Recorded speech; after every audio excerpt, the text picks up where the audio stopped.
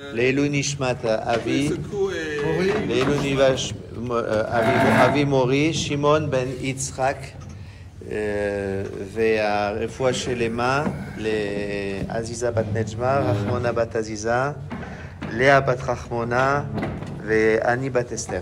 ואוסי רפאל ישי אליהו בן רונית, לאה בת אסתר, מיכל בת ציונה, אליהו בן תמר, שלום בן עידית. ביחד עם כל... נעמי אסתר בת אילנה. נעמי אסתר בת אילנה. Et la petite s'appelle Eliana Batsara. Eliana Batsara. Ensemble avec tous les blessés, tous les malades en Israël.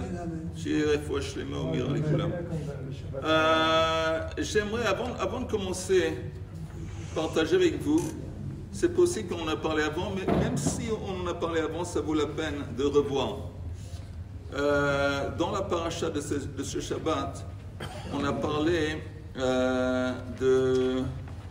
entre autres les nuages, Anané à Kavod. Et c'est écrit, où est-ce que c'est? D'abord il faut trouver. Oh, il y a un truc très bizarre, je ne sais pas si vous avez remarqué, quand vous regardez la paracha, c'est écrit comme ça. Je vous lis, mais prêtez attention. Uvayom hakim et hamishkan, kisa he'anan et hamishkan lo'el ha'idud u'ba'erev yeh al hamishkan kamare esh ad boker. Voilà. Ken yeh tamid he'anan yichasenu u'mare esh laila. On lui dit que pendant le jour, il y avait le anan qui recouvrait le Ohel Moed, et pendant la nuit, il y avait un feu. Maintenant, le fi he'alot he'anan me'al ha'ohel. Le moment que l'Anan se met en marche, c'est un signe que tout le monde se met en marche. On suit l'Anan.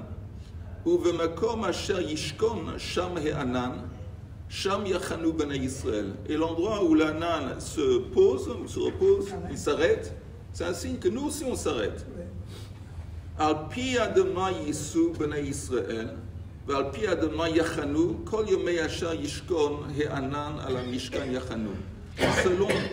la parole d'Hachem, Am Yisrael, donc, ils ont voyagé, ils se sont aussi arrêtés. Ok? Alors c'est clair, le message est clair. On suit le Hanan, c'est le Hanan qui donne le signe. Quand il s'arrête, nous on s'arrête. Quand il repart, nous on repart. Clair. Et ce qui n'est pas clair, c'est les versets qui vont venir. Parce que les versets qui vont venir ont l'air de répéter quelque chose qu'on a déjà compris.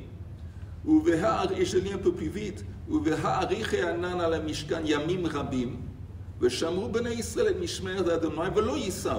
Quand l'Anan il reste en place beaucoup de jours, les Israël ne vont pas bouger. On a beaucoup de jours. Al pi Adonai yachanu ve'al pi Adonai yisau. Ve'yesh asher yeh ha'anan me'erev ad boker, ve'na'ala ha'anan b'boker ve'nasau, o yomam v'layla ve'na'ala ha'anan ve'nasau, o yomayim, o chodesh, o yamim. Ve'ha'arich ha'anan al ha'mishkan nishkon alav yachanu b'nei Yisrael ve'lo yisau ve'ha'aloto yisau. Al pi Adonai yachanu ve'al pi Adonai yisau et mishmeret Adonai shamar ve'al pi Adonai b'yad Moshe. La grande question est, pourquoi est-ce que, après que la Torah nous a dit, le principe, pourquoi la Torah rentre dans ça? Il y a des fois que l'Anan il reste sur place 2 jours, il y a des fois qu'elle reste sur place 1 mois, il y a des fois qu'elle reste sur place. Et nous, alors nous on reste 1 jour, nous on reste 1 mois. On n'est pas bête, on a compris, il nous a dit le principe. Alors pourquoi répéter? Peut-être pour dire que pour bien préciser que ça n'a pas d'importance. Si c'est beaucoup de temps, on aurait pu peut-être penser que si c'est beaucoup, on se lève de nous-mêmes. Ou si c'est pas vraiment très peu, Mais pourquoi on aurait pu penser une telle chose quand, au début de ce que je vous ai lu, la Torah dit explicitement, on va selon le nuage, on s'arrête, et répétons Api Hashem Yisau, Api Hashem Yachanu, c'est tout à fait en plus. C'est parce que les nuages. Les élèves de Emouna. Même les élèves d'Emouna, je pense, vont comprendre. C'est parce que les nuages ont double fonction. Non, il n'y a pas de double fonction. Mais la question est simple. C'est répété. Hein? Si c'est répété, justement, ça ajoute quelque chose. Alors justement, qu'est-ce que ça ajoute? Alors, justement, d'où fonction, c'est-à-dire que les nuages, c'est une indication, Oui. J'avance, mais également c'est notre fonction de protection aussi. Non, mais on ne parle pas de protection. Alors, la réponse est que la Torah veut concrétiser le principe parce qu'il est tellement important. Quand je vous dis, par exemple, que j'ai acheté une toute nouvelle voiture, une nouvelle gamme de, je sais pas quoi, Honda, toute nouvelle. Et je vais commencer pour vous faire comprendre à quel point il est beau. Je vais commencer à dire, et il est brillant, et il va tel et tel vite. Et je vais rentrer dans les détails pour concrétiser, essayer de concrétiser à quel point cette nouvelle gamme de Honda, c'est incroyable, c'est le rêve. Quand on veut concrétiser, on répète, on rentre dans les détails. Pourquoi c'est important pour la Torah de concrétiser cette idée, d'aller après les nuages? Parce que dans la vie, d'abord dans la Torah, on parle de 42 étapes que Am Yisraël ont parcouru dans le désert, 42 étapes. Et le Baal Shem Tov, lui, il dit que chaque personne dans sa vie, il traverse 42 étapes. Alors, je ne sais pas si c'est exactement 42 étapes ou pas, mais quoi que ce soit, ça c'est vrai que chacun d'entre nous, dans la vie, on passe les étapes. Il y a des étapes qui sont joyeuses, et il y a des étapes qui sont beaucoup moins joyeuses. Il y a des fois dans le désert qui sont arrivés à un endroit, le rêve. C'est Gan Eden Alei Adamo, comme on dit. C'est comme Club Méditerranée. Au milieu du désert, le rêve. Alors, tout le monde s'excite. Et tout de suite, le lendemain matin, le nuage se met en marche. C'est incroyable. Il y a des fois fourres. On arrive à un endroit qui est absolument horrible et dégoûtant. On arrête, on attend la première opportunité de partir. Et rien. Le nuage, il reste en place. On est bloqué. On attend, c'est dégoûtant ici. Je partais. Non, le nuage, il reste.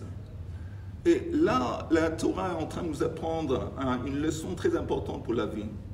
Que nous aussi, on va passer des étapes. Maintenant, quand nous, on passe une étape, l'oaleinu qui est dure, ou qui n'est pas sympa, on va vouloir faire une ishtadlut, on va essayer de faire une démarche pour s'en sortir. Mais il y a beaucoup de fois qu'on n'arrive pas à faire une démarche qui va nous aider à s'en sortir. En dépit de toute notre ishtadlut, on est bloqué. Et la Torah nous dit, al pi Hashem, tout ça c'est al pi Hashem. Alors laisse tomber, ne sois pas frustré, ne ressens pas une amertume. Parce qu'apparemment, Akadosh Baruch Hu veut maintenant que tu vas le servir dans ces conditions. Et la même chose, quand on arrive à des bons moments dans la vie, apprécie que c'est Al Pi Hashem. C'est Hashem qui te donne maintenant ce moment de joie ou d'allégresse ou de succès. Mais c'est très important parce que qu'est-ce qui nous angoisse dans la vie? C'est les hauts et les bas.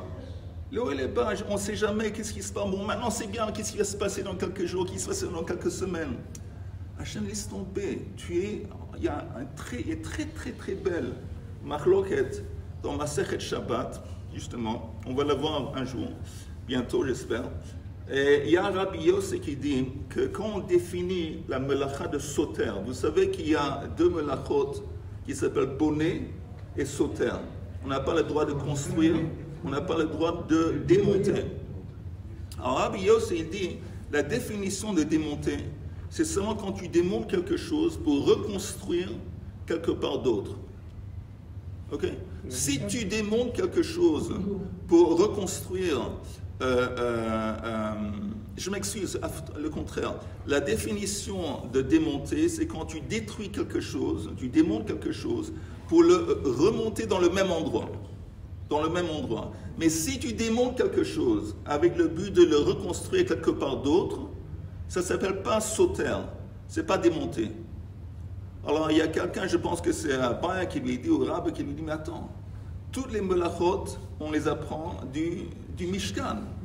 Le Mishkan, quand on démontait le Mishkan, c'était toujours pour le remonter quelque part d'autre. Alors comment toi tu dis que la définition de démonter, c'est seulement si tu le remets en place, tu le remontes dans le même endroit. Mishkan, c'était toujours pour le remonter en quelque part d'autre. Il dit comme ça, il dit c'est différent là-bas. Parce que dans le désert, qu'est-ce qu'il écrit? Al pi Hashem Yisao, Al pi Hashem Yachanu. Ça veut dire que où ils étaient dans le même endroit. comme tout ça c'était Al-Pi Hashem, ils étaient dans le même endroit. Il y a le Rav Chaim Shmulevitz, le Rosh Yeshiva, Zichrono Livracha de Mir, et qui a écrit, il a dit à quoi c'est comparable cette idée? À une mère qui voyage avec un bébé dans ses mains. La mère, elle va d'un endroit à l'autre. Donc on demande à la mère où tu es. Elle dit maintenant je suis ici X, maintenant je suis à Z, maintenant je suis. Elle bouge. Mais si tu demandes au bébé où est-ce que tu es, le bébé, s'il pourrait répondre, il va toujours dire la même réponse. Je suis dans les mains de ma mère. Pour le bébé, il n'y a aucune différence s'il est ici, là ou quelque part d'autre. Il reste dans les mains de sa mère. Il dit Abraham Shmulevitz, ça c'est le but. Ça c'est le but auquel on est censé de ressentir, qu'on est toujours dans les mains d'Akadosh Baruch Hu. C'est pas important. Ce qui se passe maintenant, c'est, comme on dit, Rash Reka. Comment on dit Rash Reka? C'est du background noise. C'est un fond, c'est du fond de bruit. C'est secondaire. Tu es avec Hachem, c'est ça qui compte. Maintenant, Hachem veut que tu vas le servir dans ces conditions. Après, il veut que tu vas le servir dans d'autres conditions. Et il y a encore une fois une très belle histoire qui concerne l'Avraham Shmulevitz, et après on arrive à la Gemara, que la yeshiva de Mir, pendant la Deuxième Guerre mondiale, elle s'est exilée, elle arrive à Shanghai. Shanghai pendant quelques années. Et après, finalement, ils ont reçu l'autorisation d'aller en Amérique. Et ils étaient sur le bateau, la plupart des yeshivas de Mir sur le bateau. Et le voyage sur la mer, sur l'océan a pris quelques semaines. Et les étudiants étaient frustrés, ils attendaient quand est-ce qu'on arrive en Amérique. Il y avait un type qui était sur le bord du bateau, qui regardait à l'horizon. Et le Rav Chaim Shmulevitz était à côté de lui. Et apparemment, pendant le voyage, le Rav Chaim Shmulevitz apprenait un livre qui s'appelle Shav Shmatata. Je ne sais pas si je le prononce comme il faut. C'est un livre d'un Acharon. Et après, plus tard, il a écrit un livre lui-même. C'était son commentaire sur ce livre. Et il l'appelait Torah Tasfina, la Torah du bateau. Parce que c'est une œuvre qu'il a écrite dans le bateau pendant le voyage. De toute façon, le garçon, l'étudiant, il regarde, il dit, où est-ce qu'on est, où est-ce qu'on est? Et sur le coup, le Rav lui a répondu, on est dans le 3e chapitre de Shav Shmatata. Il lui demande où est-ce qu'on est. Il lui dit, on est dans le 3e chapitre de Shav Shmatata. C'est beau, c'est la classe. Ah, ça c'est le but. Quand on est branché avec Hachem, ça c'est l'essentiel. Dans quelle page de Gemara on se trouve? Ça c'est notre monde, disons, actuel. Ça c'est la vraie vérité. C'est dans quelle page de Gemara est-ce qu'on se trouve? Maintenant, ce qui se passe autour de nous, bon, c'est vrai qu'en ce moment, ce qui se passe autour de nous, c'est un processus historique. Mais en gros, c'est secondaire à notre avodat Hachem, parce que nous, on est avec Hachem. Et dernière petite chose personnelle, j'ai parlé avec ma fille justement vendredi. Elle habite quelque part dans le sud, près de Yamamelach. Elle avait dit qu'elle est angoissée. Elle a des angoisses vis-à-vis de ce qui nous attend. Parce qu'elle comprend, comme la plupart de nous, qu'il va y avoir une guerre avec le Nord et ça va être beaucoup plus dur que ça a été jusqu'ici. Elle est angoissée. Alors elle me dit, tu sais, quand Iran nous a tiré des fusils, des choses, moi j'étais dans le lit. Et j'entendais en haut de moi, dans le ciel, j'entendais les fusées qui passaient, qui étaient interceptées, les booms et tout ça. Ça fait peur. Alors je me dis, écoute, ça dépend où tu es avec tes pensées. Si tu te branches avec tes pensées aux fusées, alors là tu risques d'être angoissé. Mais si avec tes pensées tu es dans toi, dans ton monde intérieur, avec Hachem, alors là c'est autre chose. Tu vas être beaucoup moins angoissé. Ça dépend où tu vas placer tes idées, ta conscience, ta prise de conscience. Si tu es là dans le ciel avec les fusées, bien sûr que c'est angoissant. Mais concentre-toi sur ton monde intérieur. Et là, tu vas voir que c'est beaucoup plus facile à gérer. Mais Kitsour, on va faire un peu de Gemara. Dans quelle page on est? Chet Amud Aleph.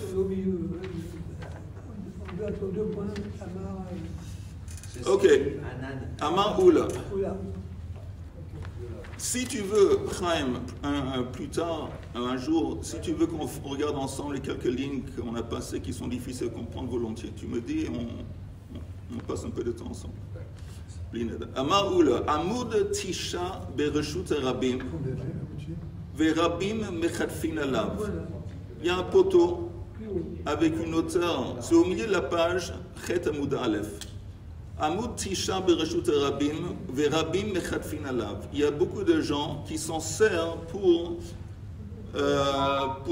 mettre leur paquet, leur fardeau. Ils passent et puis quelquefois ils mettent des choses sur ce poteau pour le laisser sur ce poteau. Après ils le reprennent, ok? Il fait 9 tfachim. Et ça fait 9. Ah.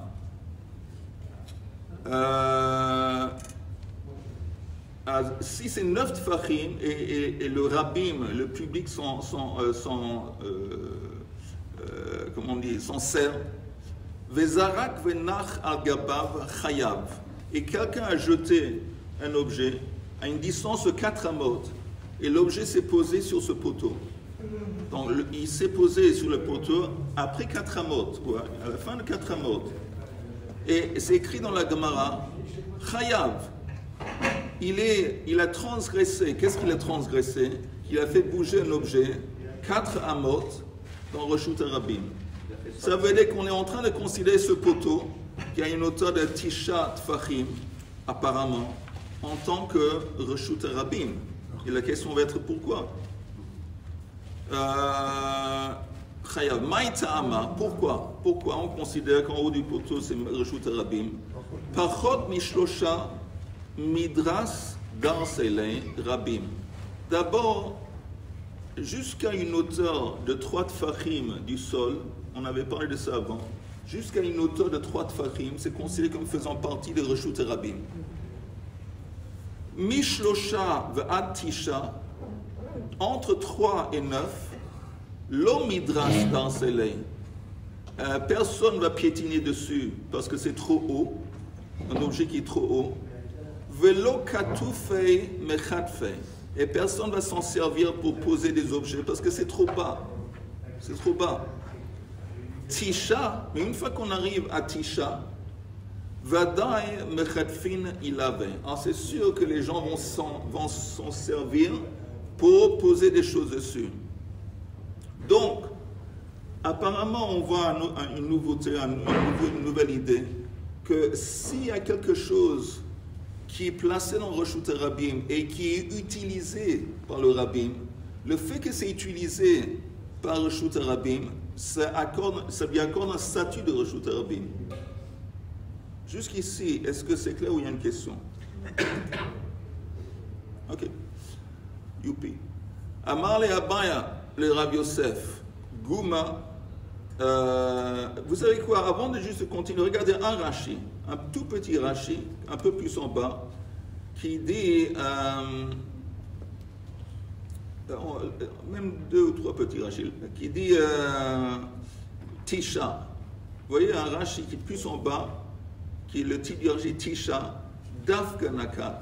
C'est spécifiquement 9 tfachim d'auteur, et pas moins et pas plus. De Chazé, le Chatoufé, parce que c'est apte à être utilisé pour poser des choses dessus. De Eino lo gavoa, velo namour, parce que c'est pas trop haut et c'est pas trop bas. Rachik dit Vezarak, metrilat daled les soft daled. Prochain Rashi, mechat feilave.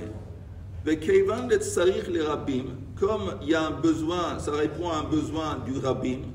Reshut Rabim, c'est considéré comme faisant partie de Reshut Rabim. Ben Rachav, Ben Katsar, que la surface en haut du poteau il est large ou qu'il n'est pas large, comme c'est utilisé par le rabbin. Pardon? De 4 sur 4 ou moins de 4 sur 4? Que ce soit même moins que 4 sur 4. Et plus forte raison, plus que 4 sur 4. C'est Reshut Rabim. Parce que ça ne dépasse pas les notes. Ça dépasse pas les notes, parce que si ça arrivait à 10, déjà, alors là, c'est possible que ce Reshut Yachid, si c'est 4 sur 4. Non. Si ça arrive jusqu'à 10, et ça a une surface de 4 sur 4, ça devient un Reshut Yachid. Ouais. Si c'est moins... c'est pas Makom Patou? Non. Si c'est moins que 4 sur 4, et c'est moins que 10, c'est Makom Patou. moins que 3 sur 3, moins que 4 sur 4. Oui. Mais ici, on te dit, comme ce poteau, quand il arrive jusqu'à 9, il est utilisé par le rabbin, le fait qu'il est utilisé par les rabbins, Je dis bien. le fait qu'il est utilisé par le rabbin, il est considéré comme faisant partie du reshut de rabbin. Donc on retourne à la Gemara. Amar le Abaya, les Rav Yosef, Gouma, Maya. Alors qu'est-ce qui se passe avec un trou? Gouma, c'est un trou. Gouma, c'est un trou dans la terre. Est-ce qu'on va dire la même chose qu'un trou jusqu'à 9, c'est qu'on sait comme faisant partie des reshut rabbin? On sait que le trou, s'il avait une profondeur de 10, c'est reshut yachid. Oui. Mais qu'est-ce qui se passe? Est-ce qu'on va dire la même chose? On va voir. Amar le vechen begouma. Alors lui, il répond oui, la même chose. Le même principe s'appliquerait avec un trou. Rabba Amar begouma lo. Tandis que Rabba, et ça c'est la lacha, il dit non. Quand on parle de trou, c'est pas la même idée. Pourquoi? Maïtama, tashmish al yede atrak, lo shmei tashmish. Une utilisation qui n'est pas pratique ou pas confortable al yede atrak, ça ne s'appelle pas une utilisation. Parce que il y a une différence que quelqu'un qui marche quelque part, placer un objet sur un poteau qui est élevé, un petit peu élevé, c'est pratique. Mais se pencher dans un trou et placer dans un trou avec une profondeur de Tishat Fahim, c'est pas pratique. Et donc on est en train de nous dire que c'est vrai que c'est concevable que des gens pourraient placer des objets dans ce trou, mais c'est pas confortable. Comme c'est pas confortable, c'est une utilisation qui n'est pas vraiment pratique, donc c'est pas une utilisation qui va accorder à cet objet, à ce trou, le statut de reshut harabim. Mais c'est quoi tachak? Tachak, c'est quand Trak, c'est... Comment on traduit un trak? Exceptionnel. 4 forces majeures. Oui, c'est le noir. C'est qu'il y a un truc kitsune, un truc qui est Exceptionnel. exceptionnel. Ouais. Et un truc kitsune. Extrême. Eitebe, on apporte maintenant une kushia à ce qu'on vient de dire. Rav Ada bar matna le Rabba. Haïta kupato. Il y a quelqu'un qui avait une boîte, une espèce d'armoire, une boîte, Munachat bereshut harabim, qui était placée dans le domaine public, Gvoa asara, Berachava arba'a. Elle avait une hauteur de 10 et une surface de 4. Ein metaltalin, lo mitocha le reshut harabim, velo me reshut harabim le tocha. Donc c'est clair pourquoi. Parce que la coupa, elle est considérée comme reshut yachid. Parce qu'elle a une hauteur de 10, une surface de 4. Donc tu ne peux pas faire passer un objet de l'extérieur à l'intérieur, de l'intérieur à l'extérieur c'est reshut harabim. Mais, parchot miken, si cet objet, cette coupa, elle avait moins que 10, metaltalin, on pourrait. Rashi soulève l'idée, mais si c'est moins que 10, et c'est 4 sur 4, ça devrait être quoi? Si c'est 4 sur 4 et moins que 10, ça devrait être rentré dans la catégorie de carmélite. Et nous, on sait que des rabbanan, on ne veut pas transporter un objet de carmélite à reshut harabim et vice-versa. Mais il dit, quand est-ce que les sages, ils appliquent cette idée de carmélite? Seulement quand ils n'ont pas affaire avec un cli. Ils ne vont pas annuler le statut d'un cli. Si on a ici devant nous, on a un cli, on a une boîte. La coupa. Ils ne vont pas dire que cette boîte, ce cli, est considéré une carmélite. Ça, ils ne font pas. Quand il y a un espace qui est neutre, alors là, ils vont appliquer à ça l'idée d'un carmélite, mais pas un cli. Ils ne vont pas annuler le statut. Donc, si c'est moins que 10, ce n'est pas reshut yachid, et donc c'est quoi? C'est pas carmélite, c'est rien. Alors moi j'ai une question. Vas-y. On a dit qu'il y avait deux problèmes. Il y a le fait de transporter à Bahamot le reshut harabim, Ouais. et le fait de passer d'un domaine à l'autre. Oui. Et en fait, le taltelim, on l'utilise principalement dans le fait de marcher 4 amot. Là, tout à coup, on parle de metaltelim dans une question de passer d'un... Répète encore une fois ta question, Yuna. Metaltelim, il y a écrit metaltelim, il n'y a pas écrit... Où le metaltelim? Tu veux dire la boîte? Oui. Tu parles de la coupa? Oui, il n'y a pas écrit Yetzia, il n'y a pas écrit Anacha, il n'y a pas écrit... L'idée, c'est que tu ne peux pas faire sortir un objet de l'intérieur de la boîte, la coupa, à l'extérieur. Non, mais il n'y a pas écrit sortir, il y a écrit metaltelim. Non, Et le métalteline, ça veut métalteline, c'est un langage qui est utilisé en métalteline, général ça veut dire pour notre- transporter. Les taltels, ça veut dire Oui. transporter. Et c'est un terme qui est utilisé en général pour l'interdiction de transporter Arba Amot. Non. Non, ok, bien sûr. Il ne peut pas transporter un objet qui était à l'intérieur, à l'extérieur. L'extérieur, à l'intérieur. Et aussi, c'est aussi utilisé dans ce contexte. Non, mais si tu le déposes pas, il faut que tu le déposes aussi. Non. Non. Pourquoi on n'a pas besoin de le déposer? Parce qu'on a appris que c'est suffisant qu'il cesse de marcher, il se repose, et c'est comme si c'était posé. C'est ça. Mais la Gemara dit, et à la fin de ce qu'elle vient de dire, elle dit Pachot miken metaltalin. Donc si c'est moins que 10, tu peux transporter d'un endroit à l'autre parce que ce cli c'est plus rajouté yachid. Vechen begouma. Et la même chose pour une gouma. Et la question, la kushia est, quand on dit la même chose pour un trou, ça veut dire que si le Moins de trou 10 fachim. il a une profondeur de moins que 10, est-ce que ça veut dire que tu pourrais transporter d'un endroit à l'autre? D'accord. Quand on dit Vechen de Gouma, c'est-à-dire que la règle qu'on vient d'annoncer en haut s'applique également à un trou. Alors la Gemara dit My love a Seifa. Est-ce que ça ne laisserait pas entendre que ça s'applique aussi à la fin de l'enseignement? Quelle est la fin de l'enseignement? Que si ça avait moins que 10 tfachim de profondeur, on aurait le droit de le transporter d'un endroit à l'autre. En dépit du fait que on avait dit que si c'est 9, apparemment c'est utilisable. Et la Gemara dit, tu n'as pas de preuve d'ici, parce que quand on dit Vechen de Gouma, on parle uniquement de la reish, du début de l'enseignement. Le début de l'enseignement, on avait dit, la coupa, la boîte, si c'était reshouté yachid, tu ne veux pas faire bouger un objet de la boîte à l'extérieur, de l'extérieur à la boîte. La même chose avec un trou. S'il a asarat fachim, tu ne veux pas faire passer un objet du trou à l'extérieur, parce que c'est reshouté yachid et reshouté rabim. Mais ça ne va pas à la safe qui dit que si c'était moins que 10, tu peux, ça ne s'applique pas au trou. C'est tout. On ne doit pas s'attarder sur ça. On continue dans la Gemara. Eitive, en haut de la page suivante. Nitkaven lishpot bereshut rabim. Il y a quelqu'un qui a voulu l'ishbot. C'est quoi l'ishbot? L'ishbot, ça veut dire qu'il a voulu acquérir, il voulait se reposer littéralement, mais il voulait acquérir un lieu de résidence pendant. Oui, ça t'intéresse? Oui. Ça t'intéresse, un lieu de résidence? Ah oui. Mais il voulait l'ishbot avant le Shabbat ou avant le Shabbat. Pourquoi faire? Pour savoir déterminer à partir de où il a Alpine Mama. En disant qu'il veut faire un Eruv Troumin. Eruv Troumin. Vous vous rappelez du concept d'Eruv Troumin? Un type, il est dans la ville, dans un village, dans une maison. Et il prend de la nourriture, un sandwich, il le pose à la limite juste avant 2000 amas. Et c'est comme si, où se trouve son sandwich, c'est son lieu de résidence. Et qu'est-ce que ça lui apporte? Encore 2000 amas dans cette direction. Okay? Maintenant, on a quelqu'un ici qui, ou Chauvette, il est en train de prendre un lieu de... Comment traduire les Chauvette en français ici dans le contexte? C'est cesser de travailler.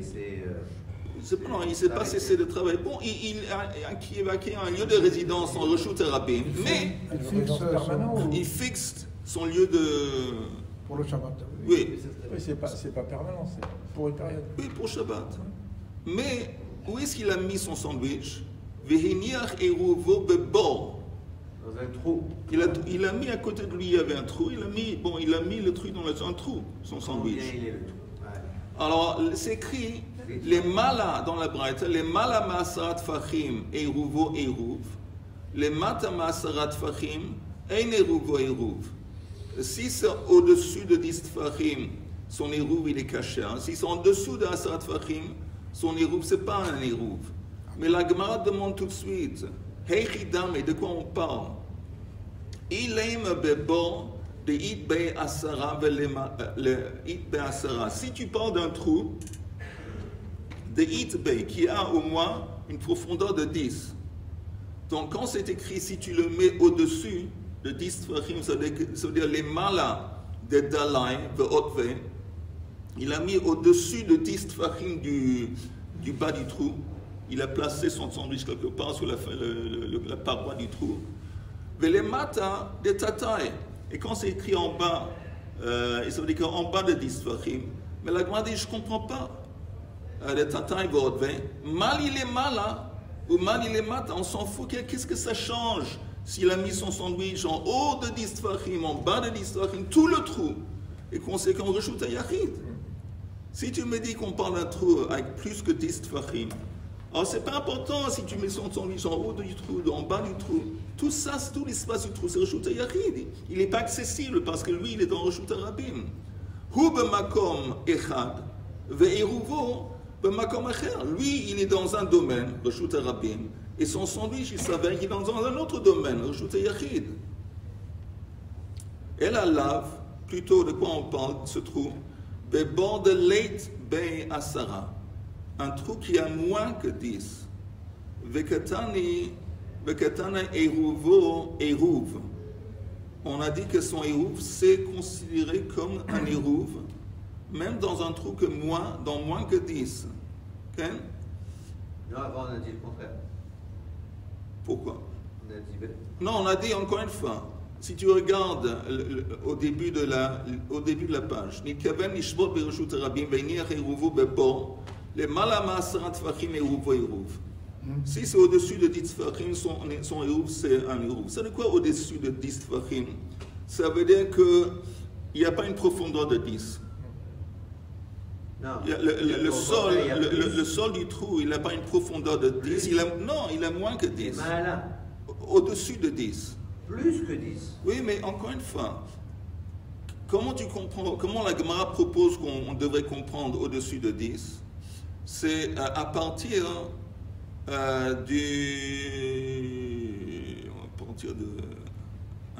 sol, du trou, il y a regardons le Rashi. Ah, on peut dire tout ce qui est au-dessus de 10, ça veut dire moins que 10 tfachim. Exactement. Comment on dit ça, Chaim? Comment on arrive à dire ça? Que tout ce qui est au-dessus de 10, que la profondeur, c'est moins profond que 10. Au-dessous. Non, mais c'est écrit au-dessus de 10. Eh bien, tout ce qui est entre 1 et 10. Rashi dit, ou maïle mala. Regardez le Rashi qui dit El Alav, c'est un peu plus en bas, le titre El Alav. Haïle mala masara de katane bebord de leit beasara. On parle d'un trou qui n'a pas une profondeur de 10. C'est ça que ça veut dire au-dessus de 10. C'est-à-dire, il ne faudrait pas dire 10. C'est pas 10 de profondeur, c'est au-dessus de 10. Il ne faut pas parler en 10, il faut dire moins 10. Oui. Et ce qui est... Non, il faut parler jusqu'à 10. Il y a moins 10. Et ce qui est au-dessus de moins 10, c'est... Jusqu'à 10 tfachim, c'est plus simple. Vous prenez la tête. Jusqu'à 10 tfachim, c'est une chose. Oui, mais c'est pas évident parce que le langage, l'expression de la braïta, c'est au-dessus de 10, c'est un érouv. Alors, il faut juste un petit peu savoir comment... Qui n'arrive pas à 10 tfachim. Oui, j'ai compris que c'est moins qu'une promesse. Mais la façon que c'est exprimé, regarde Rashi. Oui, c'est important. Si le trou, comment on dit, le sol, le bas du trou, il est en bas de 10. Si le trou il est en bas de 10, ça veut dire que l'espace du trou, ça a une hauteur de 10. Et donc c'est un reshut yachid, un eruv eruv. C'est pas un eruv. Kol makom shu nachsham. Ve'im karka ito shel bo lemala ma'asara. Ça c'est comme ça qu'il faut. Que si le bas du bord est en haut d'une profondeur de 10, il est en haut d'une profondeur de 10. Il est au-dessus. Au-dessus, merci. Il est au-dessus d'une profondeur de 10.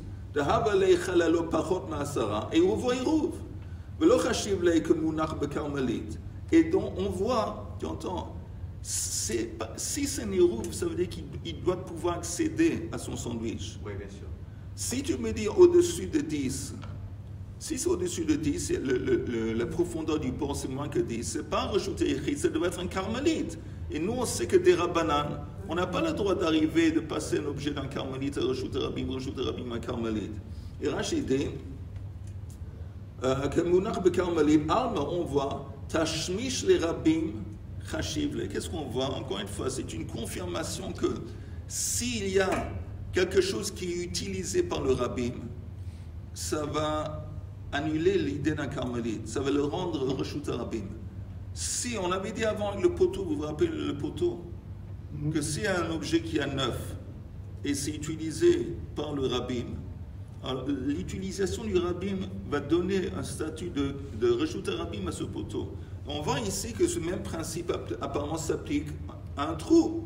Il y avait quelqu'un qui a dit que non, on voit ici que oui, avec son érouve. Dans les mots de la Gemara, Alma, on voit Tashmish al yadei atrak, Shmei Tashmish. On voit que, vous voyez, même quelqu'un qui pose quelque chose en bas d'un trou de neuf, et c'est pas confortable, c'est pas pratique, mais néanmoins, même une utilisation al yadei atrak qui n'est pas pratique, ça s'appelle une utilisation, et ça va rendre accorder le statut de Reshut Rabbim à ce trou. Alors c'est une attaque. La Gemara répond, une attaque à qui? Une attaque à celui qui avait dit que ça ne marche pas avec un trou. Parce qu'un trou, l'utilisation d'un trou à 9 tfachim de bas, ce n'est pas une utilisation qui est pratique, ce n'est pas confortable. Et si c'est une utilisation qui n'est pas pratique, ce n'est pas Reshut Rabbim. Ici, avec l'histoire du Hérouv, on voit apparemment que oui. Est-ce que tout le monde a compris ou c'est un peu flou? Le passage entre le Héroud Rabbim, parce que autour du trou, il y a Reshut Rabbim. Oui, oui, évidemment. Et le trou est Reshut à Yachid. Apparemment, attendez, s'il était à 10, oui, Reshut à Yachid. Ok. Et maintenant, alors attendez, en pratique, il faut quand même être logique, il faut être du pratique. En juillet, on est dans quelquefois dans la théorie, mais comment il peut bon, s'il sort un objet, il est assez sourd. C'est exactement ce que la Gemara est en train de dire. Entends. C'est exactement ce que la Gemara est en train de dire. Si ça a une profondeur de 10, ben c'est lui qu'il ne peut pas accéder à son sandwich, parce que le sandwich est dans Reshut Yachid, et lui, il est dans Reshut Rabbim. Oui. Donc forcément, on parle, c'est quoi au-dessus de 10? Que la profondeur du bord n'a pas 10. Ça veut dire que, disons, la profondeur c'est 9. Bon, c'est pas Reshut Yachid. Mais qu'est-ce que c'est si c'est pas Reshut Yachid? Apparemment, ça a une surface de 4 fachim au moins. Et ça, c'est moins que 10, c'est 9, disons. Alors ça doit être carmélite. C'est interdit des rabbanan de 30. Hein? De 4 sur 4. Tu dis apparemment. Oui. C'est pas marqué, mais c'est évident, c'est évident. 4 sur 4, c'est ça. Oui. Où est-ce qu'on y est? Son sandwich, je ne vais pas pouvoir le mettre dans le trou. On ne pourrait pas imaginer comment on a fait pour Attends, laisse-moi juste finir à 5 comment on a fait pour les 3 téfarim. On a dit 3 téfarim au-dessus du sol, c'est la partie du sol. Ok? Jusqu'à 3. Jusqu'à 3. Moi, quand il arrive à 3, c'est plus le sol. Nous sommes d'accord. Parce que c'est un usage. Oui, les gens ils piétinent sur. C'est un usage, je piétine le. Oui. Okay. On ne pourrait pas dire pareil au sujet du trou. Non. C'est-à-dire que moins de 10 téfarim, on peut dire que ça appartient au trou, ça appartient à toute la surface autour, comme problème. Non. Parce que c'est. Je veux dire qu'il se trouve. Encore une fois, mais les gens ils piétinent pas, ils vont pas piétiner dans un trou avec 80 cm de profondeur. C'est pas confortable. Essaye un beau jour de faire ça. Tu vas voir, tu risques de casser la jambe. Il veut planter une tente. Et planter la tente le Shabbat. En attendant, apparemment on a trouvé une attaque. On a une attaque ici sur l'opinion qui dit qu'une utilisation pas pratique, ça ne s'appelle pas une utilisation. Ce n'est pas ça qui va rendre... Je répète très vite, juste pour être sûr que tout le monde a compris. On avait dit que s'il y a une utilisation du tzibur, du rabbin, ça va rendre à l'objet un statut de Reshut Rabbim. Et l'exemple qu'on avait utilisé, c'était un poteau. Le poteau a un peu moins que 90 cm. Alors c'est pratique, ça se fait souvent, que les gens ils posent des objets sur ce poteau. Le fait que c'est utilisé, ce poteau, par le rabbin, ça lui accorde un statut de Reshut Rabbim. Et on a dit quoi avec le trou? Le même scénario, mais en bas. Et non, ça c'est différent. Il y a une opinion qui dit c'est différent là-bas. Pourquoi c'est différent? Parce que là, comment ils vont utiliser? Ils vont mettre l'objet en bas. C'est pas pratique, c'est pas confortable. Ça s'appelle al yadei atrak. Une utilisation al yadei atrak Ça ne s'appelle pas une utilisation qui va accorder le statut de Reshut Rabim. Mais maintenant, apparemment, on apporte un cas qui semble contredire. On a un trou dans lequel il a mis son sandwich pour Eruv. C'est moins que 10 tfachim, donc c'est 9 tfachim, disons. On dit que ça va. Et pourquoi ça va? C'est considéré comme Reshut Rabim. Pourquoi? Parce que lui, il l'utilise. Mais quand il l'utilise, il met son sandwich dans le trou. C'est pas confortable, c'est pas pratique, il y a des traques. Et néanmoins, ça s'appelle Reshut Rabim. Donc ça, c'est une attaque. C'est ce qu'on avait vu auparavant. Et demain, on va voir l'explication. Mais en attendant, j'espère que vous allez revoir ça, comme ça que demain, quand je continue, tout va être clair.